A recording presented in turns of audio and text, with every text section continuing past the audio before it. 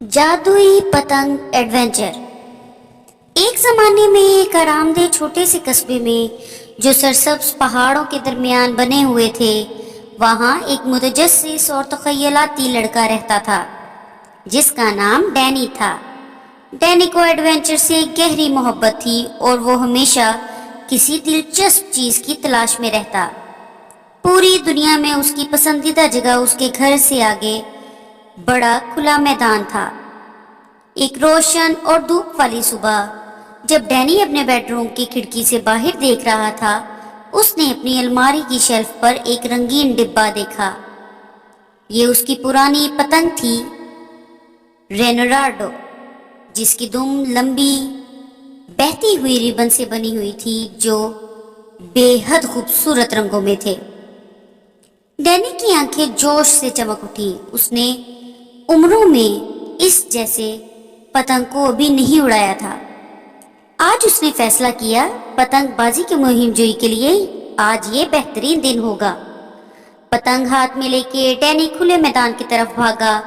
आसमान नीले रंग के सायों से रंगा हुआ था और हवा दूर दराज मकामात के राजों को सरगोशी कर रही थी। डैनी पतंग को लेके लामतनाही आसमान में बुलंद होते देखने के लिए मुश्किल से इंतजार कर सकता था। उसने एहतियात से पतंग को खोला और जैसे ही इसे हवा में पकड़ने लगा, ये रक्स करती और ऊपर से ऊंची ऊंची घूमती। रिबन उसके पीछे फड़फड़ाते हुए एक जादुई रंगीन पगडंडी बना रहे थे। लेकिन जैसे ही डैनी अपनी पतंग के महसूर कुन रक्स से लुत्फानंदोज होना शुरू कर किया, कुछ गैर मामूली हुआ। पतंग इसके हाथों को खींचने लगी और उसे जमीन से भी खींचने लगी। डैनी का दिल धड़कने लगा जब वो प्यारी जिंदगी के लिए पतंग की डोर को थामे आसमां की तरफ बढ़ा। ऊपर ऊपर और चले गए।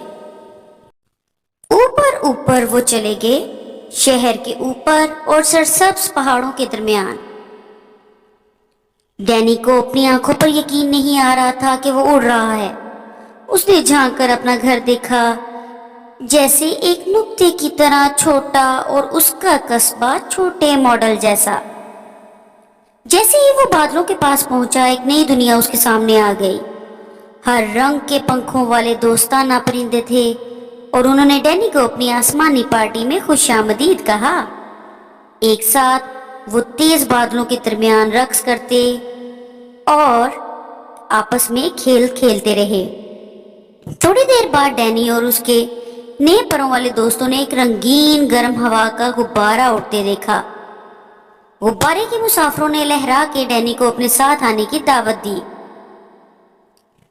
पतंग के साथ अभी तक वो खूबसूरती से गुब्बारे की टोकरी में उतरा। मुसाफिर दोस्ताना जानवरों का एक ग्रुप लेके निकले जो पहाड़ों से हरे घास के मैदान में एक खुसूसी पिकनिक पर जा रहे थे। उन्होंने डैनी के साथ मजेदार दावतें की और मज़ाहिका खेज कहानियां शेयर की, जिससे डैनी को बहुत ही घर जैसा महसूस हुआ। जैसे ही सूरज गुरूब होने लगा, डैनी को एहसास हुआ कि अब वक्त आ गया है कि वो अपनी दुनिया में वापस जाए। जानवरों ने पतंग के साथ आहिस्ता से नीचे उतरने में मदद की।